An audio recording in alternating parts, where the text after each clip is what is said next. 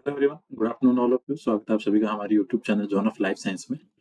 तो जैसे कि अपन ने जो अपना ह्यूमन फिजियोलॉजी में डाइजेस्टिव सिस्टम स्टार्ट कर रखा था। डाइजेस्टिव सिस्टम में अपन ने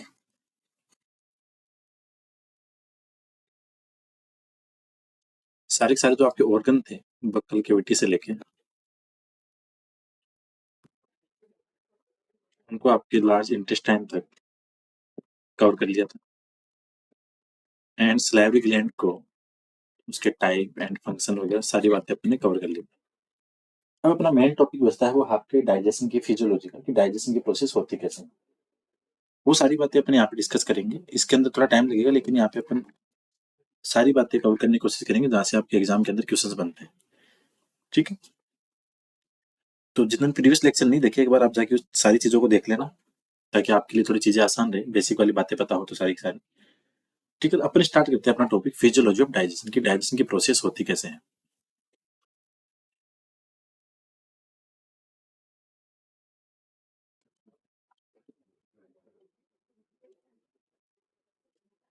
जो डाइजेशन की बात करें तो अपन सबसे पहले सिस्टम के अंदर पढ़ते हैं बक्कल कैविटी। तो अपने को कॉमन ये समझना होगा कि अपन को डाइजेशन समझने के लिए, इसकी फिजियोलॉजी समझने के लिए आपका फूड स्टार्ट होगा बक्कल कैविटी से। आपके फूड इनटेक होगा, देन आपका जाएगा इसोफेगस, देन आपका स्टोमक, देन आपका small intestine and large intestine. तो कहने का मतलब ये है कि इन सारी जगहों पे अपने को डाइजेशन की प्रोसेस देखनी पड़ेगी, कि बक्कल कैविटी में क्या क्या होता है फूड के साथ में, इसोफेगस में क्या होगा, स्टोमक में क्या होगा, किसके अंदर कौन से ग्लैंड है, कौन से एंजाइम्स वगैरह है, कौन से जूस वगैरह है जो इसके डाइजेशन का काम करेंगे। कुछ ऐसे होंगे, कुछ आपके कार्बोहाइड्रेट पे काम करेंगे, कुछ प्रोटीन्स पे काम करेंगे। डाइजेशन की प्रोसेस होती है दो तरीके की। एक होता है आपका डाइजेशन मैकेनिकल, एक तो आपकी मैकेनिकल प्रोसेस होगी।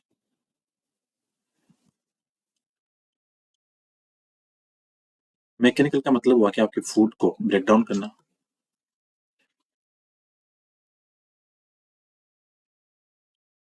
Food break down in simple form, जो आपके बड़े बड़े टुकड़े हैं फूड के, उसको छोटे टुकड़ों में डिवाइड करना मेस्टिकेशन के द्वारा, चबाने से।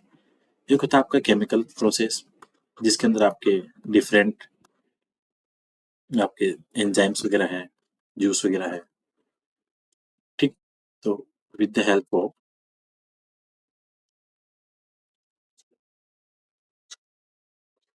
Enzymes and juices.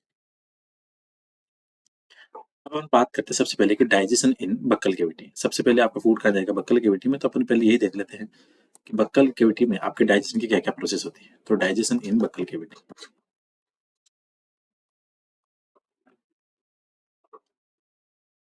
Buccal cavity या ओरल कैविटी।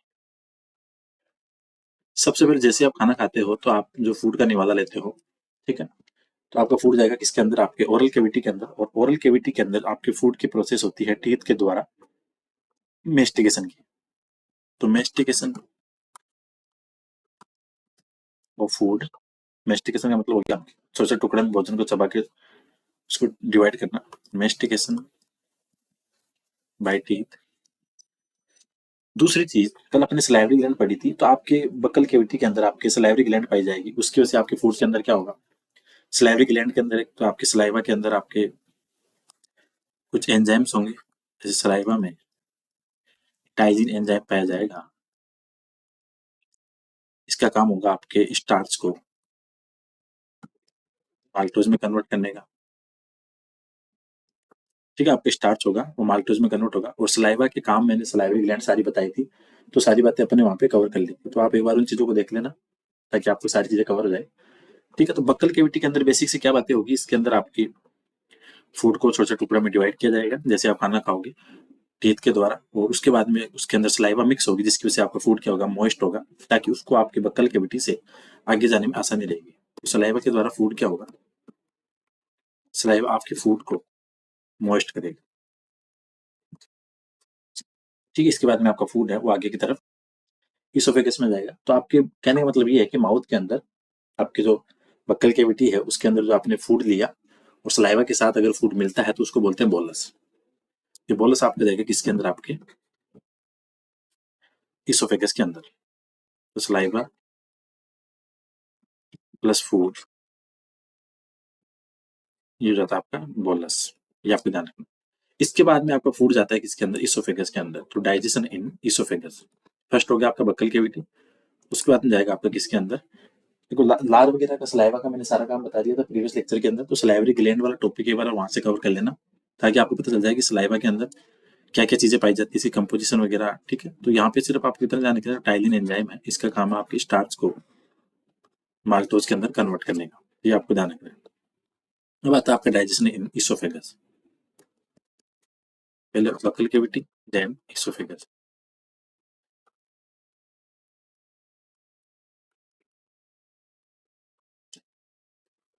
देखो माउथ से आपका जो फूड था,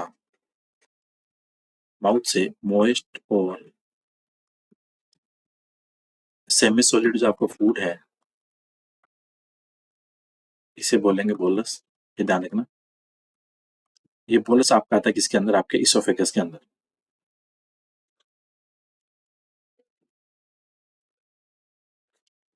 ठीक, इसोफेगस के अंदर आ जाएगा आपका फूड। उसके बाद में यहाँ पे आपके इसोफेगस के अंदर कुछ मसल्स वगैरह होती हैं, जिसका काम आपके फूड को आगे फॉरवर्ड करने का। और अगर डाइजेशन की बात करें तो यहाँ पे आपके इसोफेगस के अंदर कुछ म्यूकस ग्लैंड होगी, जो सीक्रेट करेगी आपका क्या, म्यूकस। और इस म्यूकस का काम होगा आपके फूड को, या आपके इंटेस्टाइनल गैस्ट्रो इंटेस्टाइनल जो ट्रैक है,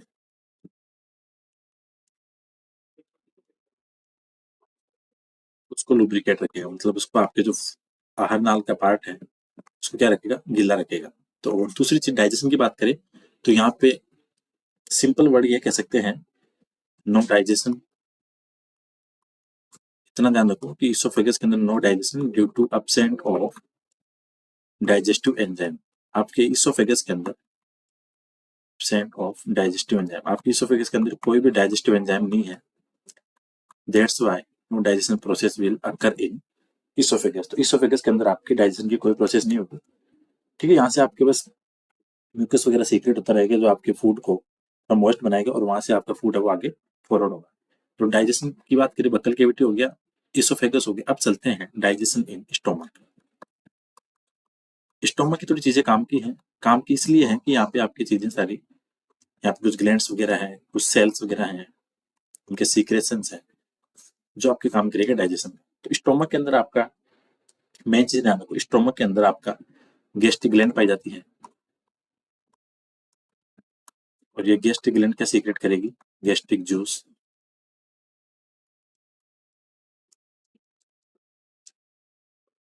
ठीक है, आपकी इसके अंदर क्या पाई जाएगी, गैस्ट्रिक ग्लैंड पाई जाएगी, और गैस्ट्रिक जूस जो सीक्रेट करेगी। और गैस्ट्रिक जूस के अंदर बेसिकली इसके अंदर आपके अलग अलग कुछ एंजाइम्स पाए जाते हैं, जैसे आपके प्रोरेनिन है, पेप्सिनोजन है। तो आपके गैस्ट्रिक जूस में एंजाइम्स होंगे जो डाइजेशन का काम करेंगे। एक तो होगा आपके पेप्सिनोजन,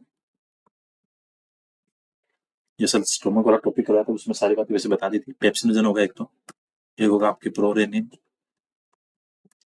और इसके बाद में आपका गैस्ट्रिक लाइपेज होगा।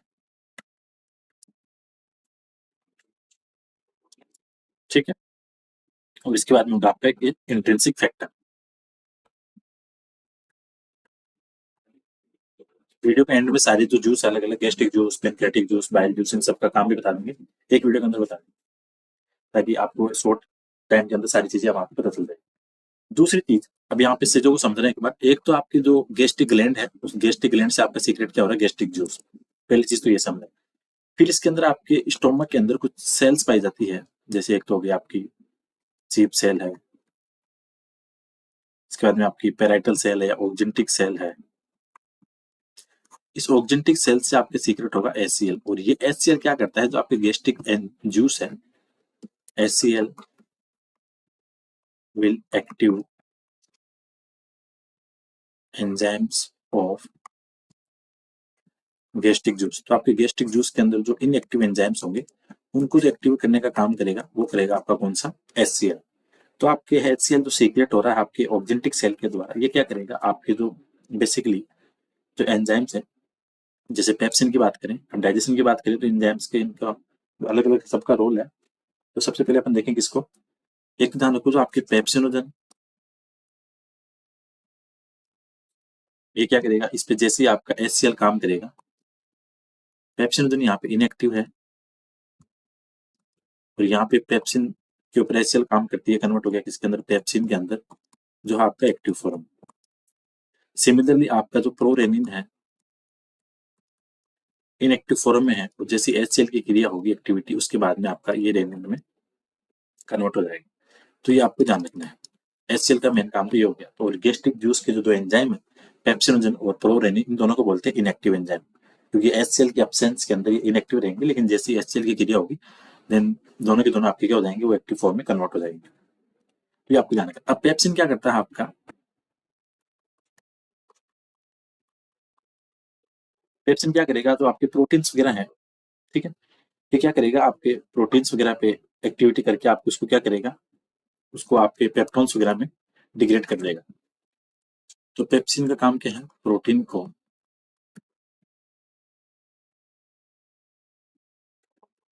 पेप्टोन्स में कन्वर्ट, ब्रेक डाउन करना उसका, ठीक, इसको आपके पेप्टोन्स में कन्वर्ट करेगा। रेनिन की बात करें तो रेनिन आपका काम करता है बेसिकली जो आपकी मतलब प्रोटीन है केसिन, उसके ऊपर काम करेगा। रेनिन की बात करें तो रेनिन आपके वर्क किस पे करेगा, वर्क ऑन मिल्क प्रोटीन है जिसको बोलते हैं केसिन। ठीक, अब यहाँ समझना, आपका जैसे रेनिन काम करेगा तो आपका जो केसिन है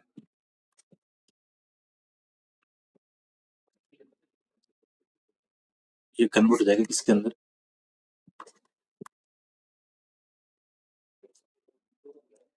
कैल्शियम जो पैराकेसिनेट है,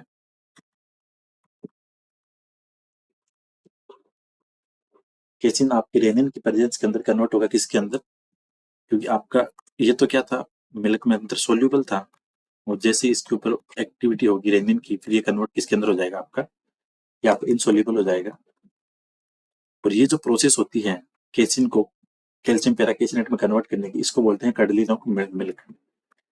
ठीक है, मतलब दही बन जाता है, क्लोट बन जाता है आपकी मिल्क का, तो क्लोट बनेगा आपकी मिल्क का, जिसको बोलेंगे कडलिंग ऑफ मिल्क। और इसका बेनिफिट ये रहेगा कि इसकी वजह से आपका जो स्टोमक के अंदर जो मिल्क है वो काफी लॉन्ग टाइम के लिए रह पाएगा। ठीक है, इस कडलिंग वजह से milk will remain in stomach, remain in stomach for long time. ठीक है, तो पेप्सिन की बात होगी। पेप्सिन ने क्या किया, आपके प्रोटीन है उसको पेप्टोन्स और साथ में पेप्टाइड इसमें कन्वर्ट करेगा। रेनिन है, ये काम करेगा आपके मिल्क प्रोटीन केसिन के ऊपर, और जिसका काम आपके मिल्क का clot banana, cuddling of milk, जिसकी वजह से आपके जो स्टोमक के अंदर दूध है वो काफी लॉन्ग टाइम के लिए रह पाएगा। इसके बाद में आपका काम है गैस्ट्रिक लाइपेज का, जो गैस्ट्रिक जूस का सीक्रेशन था उसके अंदर जो आपके अलग अलग कंपोजिशन थे उसमें गैस्ट्रिक लाइपेज भी है। इसका काम है बेसिकली इमल्सिफिकेशन का, फैट डाइजेशन के लिए। ठीक है, ये क्या करेगा, आपके जो फैट है, फैट को किस में कन्वर्ट करेगा, फैटी एसिड एंड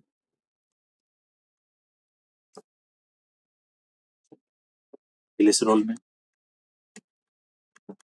ये ध्यान रखना है। ठीक है, और इसके बाद में एक आपके कुछ गैस्ट्रिक म्यूकस भी है जो गैस्ट्रिक जूस के अंदर,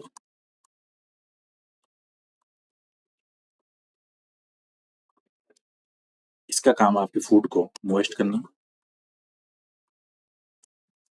तो आपको गैस्ट्रिक जो जूस है इसके कंपोजिशन के जो रेनिन, पेप्सिनोजन और गैस्ट्रिक लाइपेज, इनके काम का पता होना आपको कंपलसरी है, क्योंकि आपके रेनिन वाला क्वेश्चन बनता है एग्जाम के अंदर और पेप्सिनोजन वाला। और ध्यान रखना, दोनों के दोनों जो आपके एंजाइम है ये आपके इनएक्टिव एंजाइम होते हैं, जब तक एसिड की एक्टिविटी नहीं होगी तब तक क्या है, इनएक्टिव एंजाइम रहेंगे। तो इसके अंदर आपके गैस्ट्रिक जूस की बात होगी, गैस्ट्रिक ग्लैंड्स वगैरह हैं जो आपके गैस्ट्रिक जूस का सीक्रेशन करेगी, और ऑक्जेंटिक सेल है वहां से होगा आपके HCl का सीक्रेशन। वो सारी सेल्स वगैरह के काम मैंने पहले जब स्टोमक पढ़ा था उसके अंदर सारे टॉपिक कवर करवा दिए थे, वो सारी चीजें वहां पे कवर होगी। इसके बाद में अब आपके गेस्टिक लाइपेज, गेस्टिक म्यूकस, इसके साथ में एक और होता है इंट्रिंसिक फैक्टर, या इसको बोलते हैं केस्टल फैक्टर। ये क्या करता है, जो आपके फूड के अंदर जो विटामिन B12 है,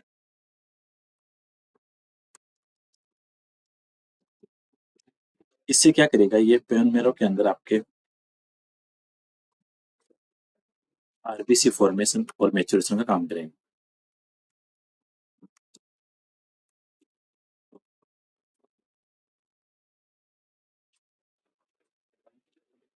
आप कितना ध्यान रखना है, सिंपल सिंपल अगर वापस अपन बात करें, आपके स्टोमक के अंदर जो आपकी डाइजेशन की प्रोसेस थी, उसके अंदर आपको सिंपल ध्यान रखना है कि आपके स्टोमक के अंदर HCl आएगा, और इसके अलावा आपकी जो गैस्ट्रिक ग्लैंड्स वगैरह हैं, उसके अंदर आपके अलग अलग जो कंपोजिशन है, गैस्ट्रिक ग्लैंड का सबसे इंपॉर्टेंट आपको कंपोजिशन का पता होना, सॉरी गैस्ट्रिक जूस का जो कंपोजिशन है वो माइंड में होना चाहिए, उसके बाद में चीजें अपने आप सोल्व हो जाएगी। तो जैसे गैस्ट्रिक जूस के अंदर एक तो आपकी पेप्सिन और प्रोरेनिन है, इन दोनों के ऊपर जैसे HCl काम करेगा तो ये एक्टिव हो जाएंगे, और पेप्सिन क्या करेगा, आपके प्रोटीन वगैरह को पेप्टाइड के अंदर कन्वर्ट करेगा, और प्रोरेनिन आपका काम करेगा किसके ऊपर, मिल्क प्रोटीन कैसिन के ऊपर। गैस्ट्रिक लाइपेज इसका काम आपके फैट्स इमल्सिफिकेशन का, इंस्टेंटिक फैक्टर का काम आपके आरबीसी मैच्योरेशन और फॉर्मेशन का काम। तो ये बातें थी आपकी किसकी, स्टोमक के अंदर जो अलग अलग डाइजेशन की प्रोसेस थी, वो सारी HCl और जो आपके गैस्ट्रिक जूस के एंजाइम्स है उनके द्वारा आपकी कवर होती है। एक चीज और ध्यान रखो इसके साथ में, अगर रखना चाहो तो HCl के जो फंक्शन है, कई बार ये भी एग्जाम में पूछ लेते हैं, जो HCl आपके सीक्रेट होता है, तो एक तो इसका काम क्या है, कन्वर्ट इनएक्टिव एंजाइम इन एक्टिव फॉर्म, बात करें तो प्रोरेनिन और पेप्सिन।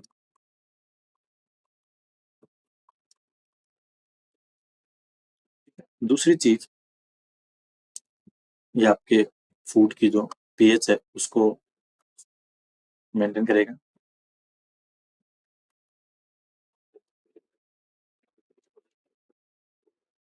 फिर दूसरी चीज, HCl का काम क्या होगा, आपके इंटेस्टाइनल लेयर से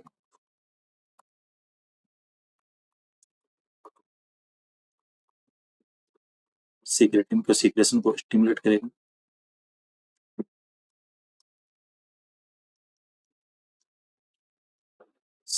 सीक्रेटिन सीक्रेशन स्टिमुलेट। दूसरी चीज, ये आपके पेनक्रेटिक जूस के लीजन को एक्टिव करेगा, पेनक्रेटिक जूस स्टिमुलेशन। तो ये बात थी स्टोमक के अंदर जो आपके डाइजेशन की प्रोसेस थी। इसके बाद में आपका फूड जाएगा किसके अंदर, आपके स्मॉल इंटेस्टाइन के अंदर। तो यहाँ से ध्यान रखना है कि digestion in small intestine.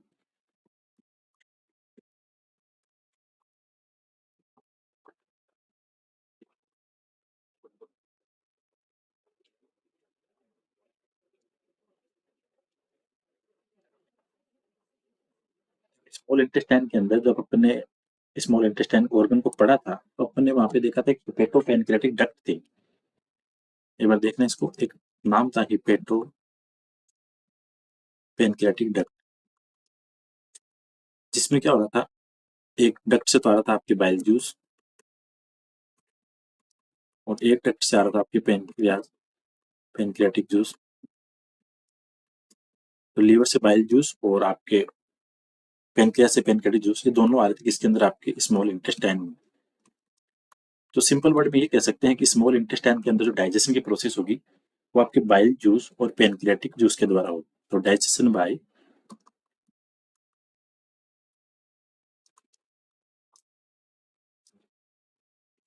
Bile juice and pancreatic juice. तो ये बातें होगी इसकी, इसके अंदर जो डाइजेशन की प्रोसेस है वो किस किस के द्वारा होगी। अब देखो, पहले अपन बात करेंगे किसकी, बाइल जूस की, कि इसके द्वारा आपके डाइजेशन में क्या क्या हेल्प मिलेगी। तो बाइल जूस के अंदर आपको मेन ध्यान रखना है, 89% तो होगा इसके अंदर वाटर, बाद में इसके अंदर आएगा आपका बाइल साल्ट। बाइल साल्ट जो पाई जाती है इसके अंदर, एक तो होता है आपके सोडियम ग्लाइकोलेट एंड सोडियम फोरोकोलेट।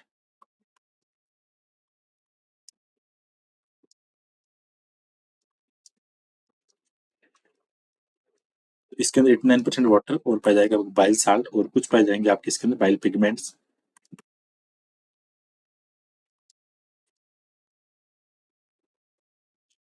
ठीक है। दूसरी चीज, आपके जो बाइल साल्ट वगैरह है इसका काम भी अलग है, और जो आपके बाइल पिगमेंट्स है इनका काम आपके अलग है। तो अगर बाइल साल्ट का काम की बात करें, क्योंकि आपके डाइजेशन की प्रोसेस बाइल जूस से होगी, तो बाइल साल्ट क्या करेंगे,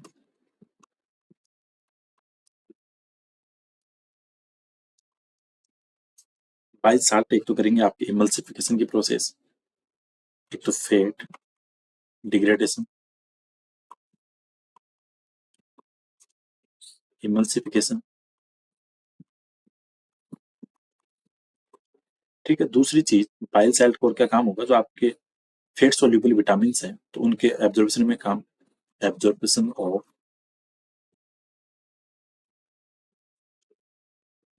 fat soluble vitamin. Fat soluble vitamin कौन से होते हैं, तो जो एक चीज ध्यान रखो, वाटर सोल्यूबल होते हैं बी और सी, और इन दोनों के अलावा जो बचते हैं वो आपके कौन से हैं, फैट सोल्यूबल, तो ए डी ई और के। ठीक है। तो आपके बाइल साल्ट की बात करें तो बाइल साल्ट के अंदर आपके दो नाम आए यहाँ पे, एक तो सोडियम ग्लाइकोलेट, एक सोडियम फोरोलेट। और बाइल साल्ट काम क्या करेगा, आपके फैट डिग्रेडेशन का, और इसके साथ में ये करेगा इमल्सिफिकेशन का, और आपके एब्जॉर्प्शन का काम करेगा, जो फैट सोल्यूबल विटामिन होंगे। तो ये आपको ध्यान रखना है। ठीक है। बाइल साल्ट आप दोनों के ध्यान रखो, एक तो सोडियम ग्लाइकोलेट है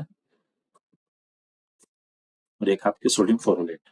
और अगर इसकी पीएच पूछे बाइल जूस की, तो बाइल जूस की जो पीएच होती है वो होती है आपकी 7.7 टू 8.6 थारी है। ठीक है। तो ये आपको ध्यान रखना है। और इसके अंदर सबसे ज्यादा क्या पाया जाएगा, 89% वाटर। और बाइल जूस आपके 24 आवर्स में कितना बनता है, ये भी ध्यान रखना, 500 से लेकर 1000 ml इन 24 आवर्स। ठीक है। तो बाइल जूस की काम हो गया, बाइल जूस की बातें होगी। अब इसके बाद में आता है आपका बाइल पिगमेंट। बाइल पिगमेंट,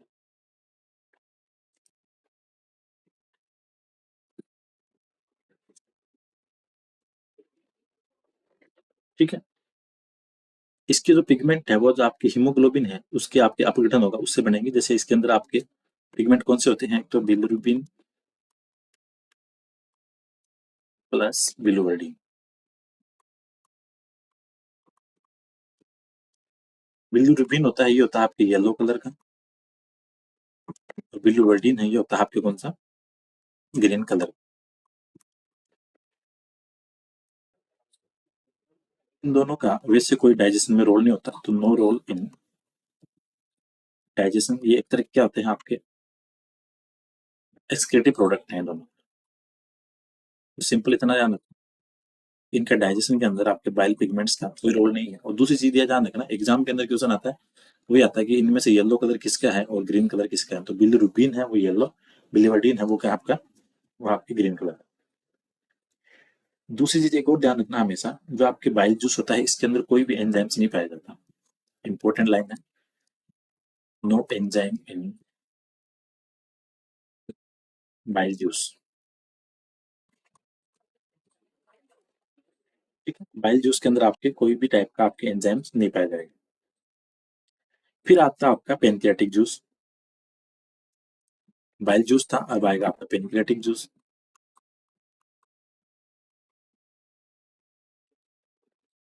इसका बात करें तो पेनक्रियाटिक जूस है, इसका तो होता है आपके सीक्रेशन 500 से लेके 800 ml 24 आवर्स में। पीएच की बात करें तो इसकी पीएच होगी 8, मतलब क्षारीय है। इसके अंदर पाए जाएंगे जो मेन ट्रिप्सिनोजन, काइमोट्रिप्सिनोजन,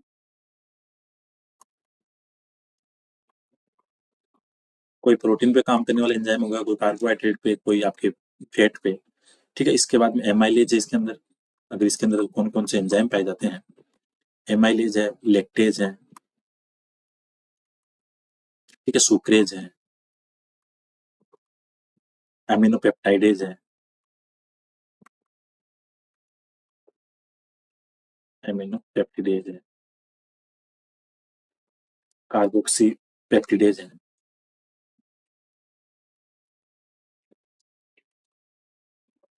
तो ये बेसिकली जो आपकी कंपोजिशन है पेनक्लेटिक जूस का, उसके अंदर बेसिकली 3-4 चीजें पाई जाती हैं। ठीक। अब यहाँ पे क्या होता है, जैसे आप इसके अलग अलग, सबका अलग अलग फंक्शन है। जैसे काइमोट्रिप्सिन का अलग है। जैसे पहले बात करें ट्रिप्सिनोजन की,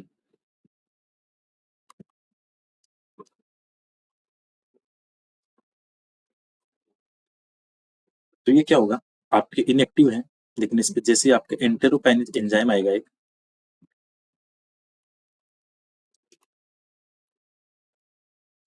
तो ये फिर कन्वर्ट हो जाएगा किसके अंदर, ट्रिप्सिन। तो ट्रिप्सिन तो एक्टिव फॉर्म है, और काइमो जो ट्रिप्सिनोजन है वो है आपकी इनएक्टिव। ठीक है, तो ये क्या करेगा आपके, ट्रिप्सिन की रोल की बात करें तो ट्रिप्सिन का काम क्या होगा, प्रोटीन को पॉलीपेप्टाइड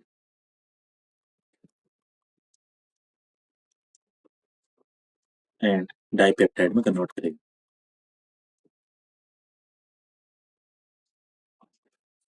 एक सेकेंड।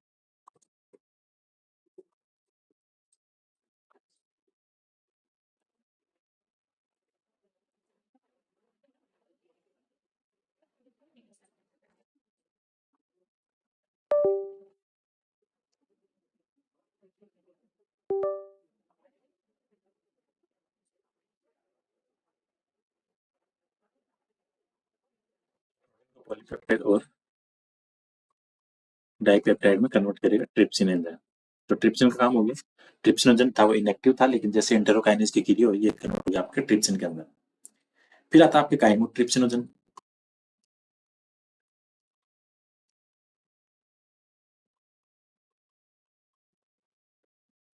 ये ट्रिप्सिन एंजाइम के द्वारा कन्वर्ट किसके अंदर होगा, काइमोट्रिप्सिन में। ठीक है, और इसका भी काम किस पे होगा, वर्क ऑन, काइमोट्रिप्सिन किस पे काम करेगा, वर्क ऑन प्रोटीन डाइजेशन।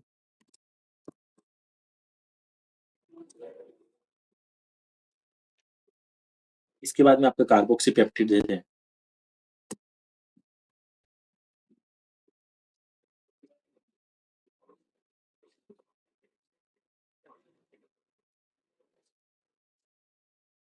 ठीक है, ये क्या करेगा, आपके जो अमीनो एसिड वगैरह है, एक सेकंड इसमें लिखने में इशू आ रहा है, जो आपके पॉलीपेप्टाइड और डाइपेप्टाइड है, उसके जो पेप्टाइड बॉन्ड उनको तोड़ के अमीनो एसिड में कन्वर्ट करेगा। तो break down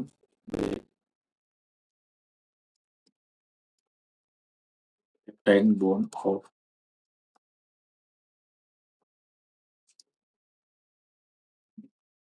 poli and dipeptide, और इनको तोड़ेगा तो ये किसमें रिलीज होंगे, फ्री अमीनो एसिड।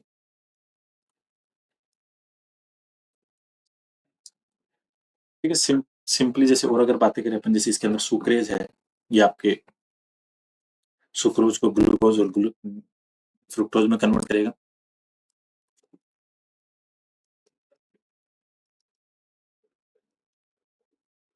सुक्रोज को ग्लूकोज एंड फ्रक्टोज में। लेक्टेज है, ये आपका क्या करेगा, तो आपकी मिल्क की जो शुगर है, डाइसेकेराइड लैक्टोज, उसको ग्लूकोज और गैलेक्टोज में, तो लैक्टोज को ग्लूकोज एंड गैलेक्टोज में कन्वर्ट करेगा। ठीक है, इसके अंदर बाद में आपके कुछ एंजाइम और पाए जाते हैं, जैसे आपके स्टेप्सिन होते हैं। स्टेप्सिन का ध्यान रखना, स्टेप्सिन जहाँ पे भी नाम है, मतलब वो आपके फैट डाइजेस्टिव एंजाइम। तो स्टेप्सिन का मतलब हो गया आपके फैट डाइजेस्टिंग एंजाइम।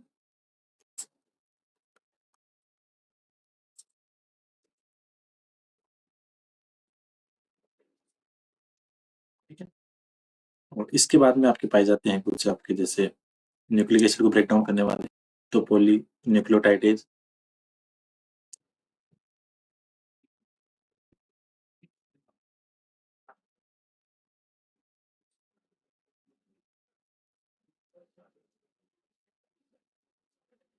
क्या करेंगे, आपके न्यूक्लिक एसिड को न्यूक्लियोटाइड में कन्वर्ट करेंगे। तो ये बातें थी आपकी बेसिक बेसिक जो चीजें इसके अंदर पाई जा रही थी।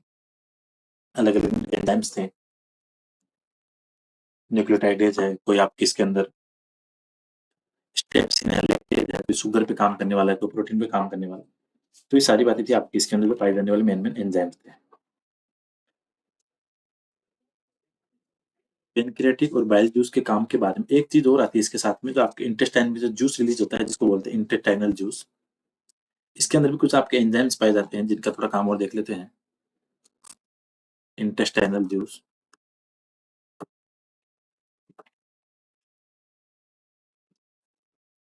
इंटेस्टाइनल जूस की बात करें तो इसके अंदर आपके बेसिकली 98 पर 98.5 तो होगा वाटर,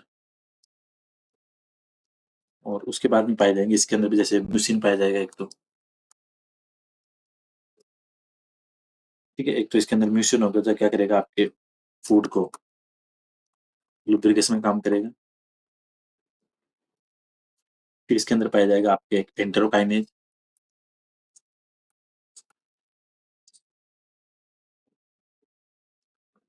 ये क्या करेगा, आपके ट्रिप्सिनोजन को ट्रिप्सिन एंजाइम में कन्वर्ट, कभी अपने पहले देखा था।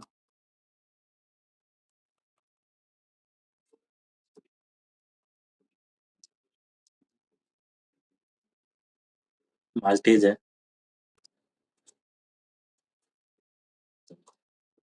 क्या करेगा आपके माल्टोज को ग्लूकोज में।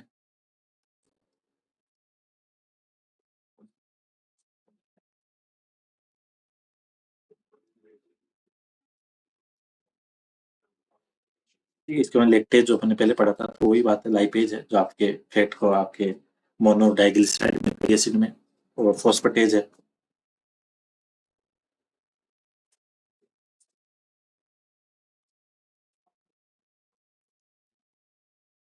ये क्या करेगा आपके न्यूक्लियोटाइड को न्यूक्लियोसाइड और फॉस्फोरिक एसिड में।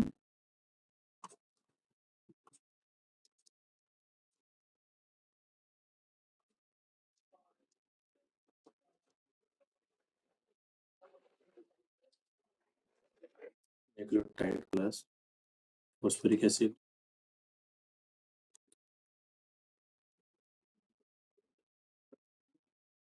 तो ये बातें थी आपकी मेन मेन मेन जो सारी चीजें होने वाली थी। और इसके बाद में वही आपके एंजाइम इसके अंदर वही पाई जाएंगे, जैसे न्यूक्लियोटाइडेज होंगे, सुक्रोज है, मल्टोज है, ठीक है, लेक्टोज है, सारी चीजें जो कॉमन कॉमन है, पैनक्रियाटिक लाइपेज है, ये सारी चीजें पाई जाती है आपके स्मॉल इंटेस्टाइन में डाइजेशन में। अब फिर आता है आपका लास्ट जो आपके होता है इस लार्ज इंटेस्टाइन के अंदर, तो digestion in Sikkim.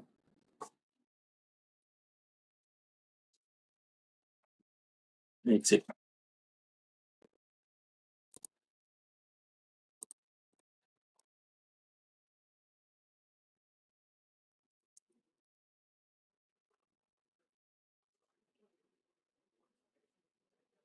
Digestion in large intestine, और लार्ज इंटेस्टाइन में भी कहाँ पे होगा, सिक्कम के अंदर।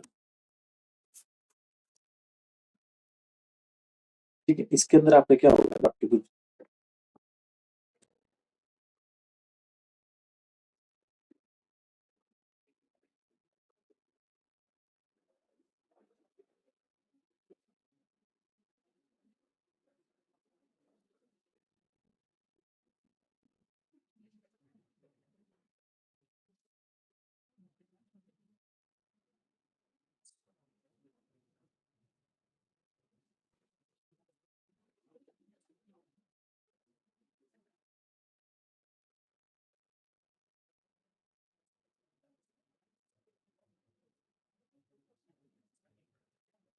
लार्ज इंटेस्टाइन के अंदर आपके एक चीज ध्यान रखनी है, यहाँ पे आपके कोई भी डाइजेस्टिव एंजाइम सीक्रेट नहीं होगी। नो, एक सेकंड को लिखने में इशू आ रहा है।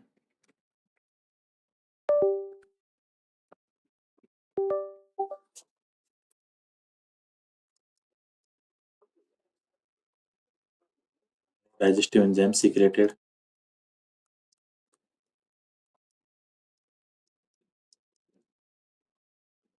तो आपके लार्ज इंटेस्टाइन के अंदर कोई भी एंजाइम सीक्रेट नहीं होंगे। तो यहाँ पे समझो फाइनल डाइजेशन होगा आपका लार्ज इंटेस्टाइन में, क्योंकि इसके बाद में आपकी लास्ट बनेगा जो फीसेस, जिसको होगा आपके बॉडी से बाहर एग्जिट आउट। ठीक है। यहाँ पे आपके सिक्कम के अंदर कुछ बैक्टीरिया होंगे। इनका काम होता है आपके हर्बीवोर के अंदर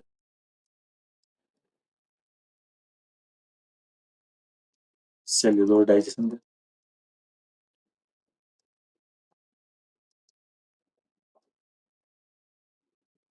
सेल्यूलोज डाइजेशन इसके अंदर काम होगा।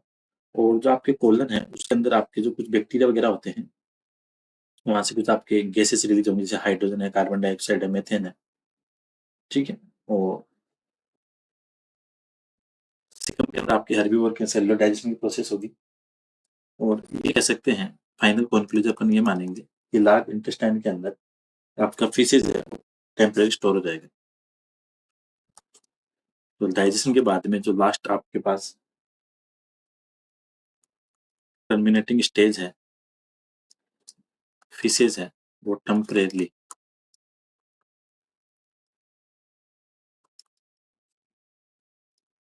Stored in large intestine. ठीक। तो लार्ज इंटेस्टाइन के अंदर आपके लास्ट जो फाइनल डाइजेशन की प्रोसेस है वो कहाँ पे कंप्लीट हो रही है? आपके लार्ज इंटेस्टाइन में, जहाँ पे जो भी आपके कार्बोहाइड्रेट है, प्रोटीन है, फैट वगैरह है, सबका फाइनल जो डाइजेशन होने के बाद में आपके बनेगी लास्ट में फिश है, जो आपकी लार्ज इंटेस्टाइन के अंदर आपके स्टोर रहेगी। और लार्ज इंटेस्टाइन में कौन से पार्ट में? रेक्टम में।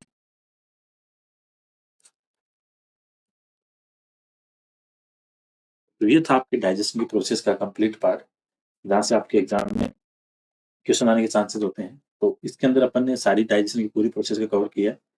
ठीक है। तो होप सारी चीजें यहाँ पे कवर की है, जो भी मैक्सिमम चांसेस थे बक्कल केविटी से लेकर आपके लार्ज इंटेस्टाइन तक, सारी बातें इसके अंदर कवर कर ली। ठीक है। तो होपफुली यहाँ पे आपकी चीजें, तो टॉपिक बचना तो नहीं चाहिए। मैंने मेरी तरफ से जो जो चीजें इंपॉर्टेंट थी उन सबको यहाँ पे कवर कर लिया, जहाँ से आपके एग्जाम के अंदर क्वेश्चन बनने के चांसेस होते हैं। उसमें से कुछ बता नहीं है। मोस्ट प्रोबेबली क्वेश्चन यहीं से बनते हैं, ऐसे सेक्शन से जो छोटे छोटे क्वेश्चन वगैरह आते हैं। और लास्ट में थोड़ी एक चीज देख लेते हैं, जो डाइजेस्टिव एंजाइम्स होते हैं वो कौन से होते हैं।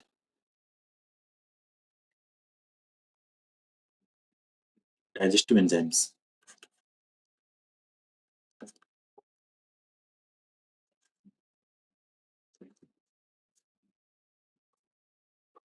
डाइजेस्टिव एंजाइम एक तो आपके सलाइवा,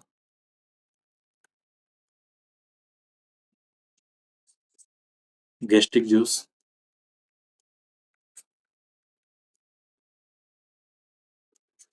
पैनक्रियाटिक जूस,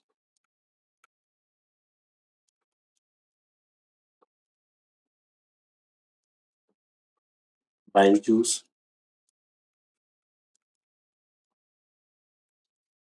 फिर आपका intestinal juice.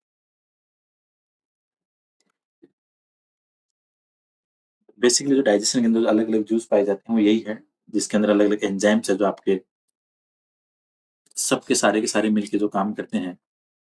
Milk, protein, carbohydrate, fat, इन सब के डाइजेशन में, तो इन सब के ऊपर एक्टिविटी करेगी आपकी सारी डाइजेस्टिव एंजाइम। तो ये था आपके टॉपिक कंप्लीटली डाइजेशन का। अब इसके बाद बचता है आपका सिर्फ एब्जॉर्प्शन का टॉपिक। उसके बाद में आपका डाइजेस्टिव सिस्टम है वो कंप्लीट हो जाएगा। तो होपफुली ये वीडियो सारा इंपॉर्टेंट रहने वाला है आपके हर एग्जाम के लिए। सारी चीज़ों को यहाँ पे कवर किया है, बक्कल केविटी से लेकर लार्ज इंटेस्टाइन के रेक्टम तक जो डाइजेशन की प्रोसेस थी, उन सारी बातों को यहाँ पे कवर कर लिया है। ठीक है। तो लास्ट वीडियो कल आ जाएगा, उसके बाद डाइजेशन सिस्टम कंप्लीट। उसके बाद में स्टार्ट करेंगे आपकी सर्कुलेटरी सिस्टम। तो वीडियो को शेयर करना, लाइक करना। होपफुली सेशन आपके लिए इंपॉर्टेंट रहने वाला है। So thank you so much for watching. मिलते हैं नेक्स्ट क्लास।